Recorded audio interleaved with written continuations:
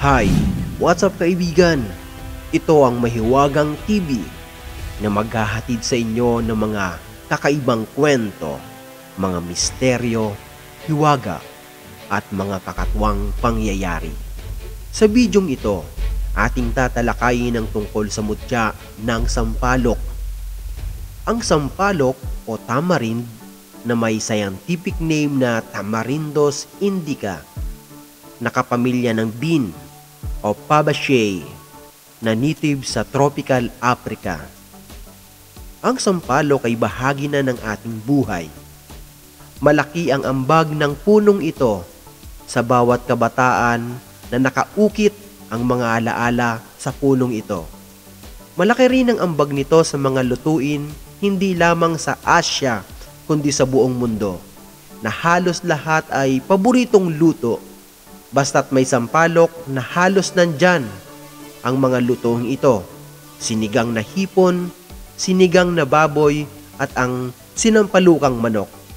Ang mga sapal nito ay ginagamit sa tradisyonal na medicine, sa may lagnat at sa mga hindi makadumi o merong constipation, dahil ang bunga nito ay mataas ang malic acid, tartaric acid at potassium bitartrate.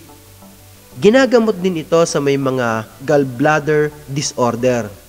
Puno din ito ng vitamins, ng fibers, potassium at iron.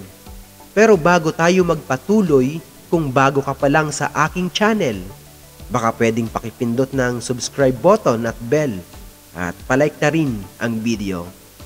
At ayon sa sinaunang matatanda at mga dalubhasa sa kalikasan, ang mga bunga ng sampalok ay nagtataglay ng mutya at bihira lang itong matagpuan o makita.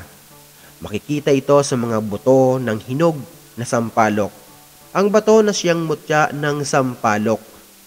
At itong mutya ng sampalok ay maswerte sa negosyo at mainam na panghalina sa mga customer. Anumang uri ng negosyo, siguradong magtatagumpay.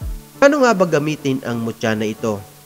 Ilagay lang sa wallet at palaging dalhin saan man pumunta, at samahan din ng dasal sa Panginoon para lalong higit na umunlad at magtagumpay sa larangan ng negosyo.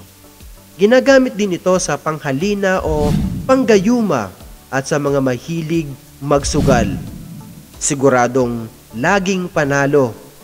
Kung makakita ka nito sa hinog na bunga ng sampalok, kumuha ka ng isang mangkok at ilagay ang mutya at pigaan ng kalamansi o suka. Makikita mo na gagalaw yun at pupunta sa tabi bilang pagpapatotoo na tunay at buhay siya. Kung nagustuhan mo ang ganitong mga video, pakishare na rin sa iyong kaibigan at kapamilya.